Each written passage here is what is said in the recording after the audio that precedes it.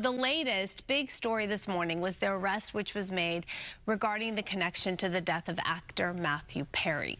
Not just one arrest, though. 5 defendants have been charged in connection with Perry's death.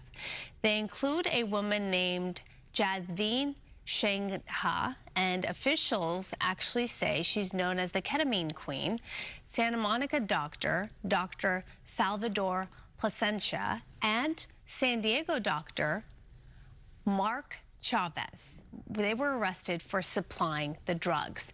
Now, Perry's live-in assistant also under fire here, Kenneth Iwamasa, who illegally bought the ketamine and then gave it to Matthew Perry.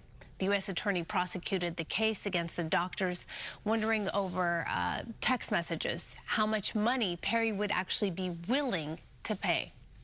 And we were talking about the enormity of this case and how the legal profession, the medical profession, it just, you know, there are so many bad actors sometimes who are just doing it for the money. And in this case, they were clearly just trying to profit over this actor who Take advantage. Yeah, had the means to pay a lot of money for the drug. Right. They took advantage of the fact that he was addicted. He had problems. It's we were talking about the shock of it all, but also the disappointment when you have 2 doctors involved, where you go to the doctor, you're hoping they have your best interest in mind. Clearly, that wasn't the case here. The live-in assistant, someone who's living in your home, who you trust, at least you think you do, administering this. Right. But at the same time, you know, it's the power dynamic too. You're this celebrity who is hiring an assistant to do everything for you. It's kind of like, did he tell his assistant to do it? And the assistant's in this position where, what can you say to somebody like that? Right. Too? So you don't know.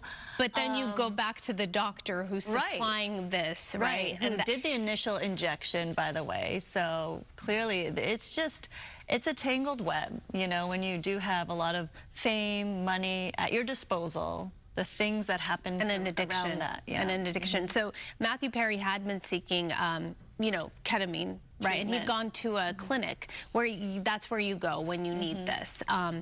And then when he wanted more and that he wasn't getting it, he sought other avenues, and this is where it all comes into play. And I think the biggest thing also was the fact that basically these people are facing some severe charges. We're talking like 100-something, 20 or something years, another one life in prison, right? Because they're trying to send a very strong message that, you know, this will not be tolerated, and trying to save lives in the long run. Unfortunately, Matthew Perry passed away as a result of greed and people being not responsible. Ultimately, the interim chief of police, Dominic Troy, saying that he's happy because all of these bad elements are off the street right now. You know, these actors who are dealing with these drugs and obviously profiting off of this, they're now off the street.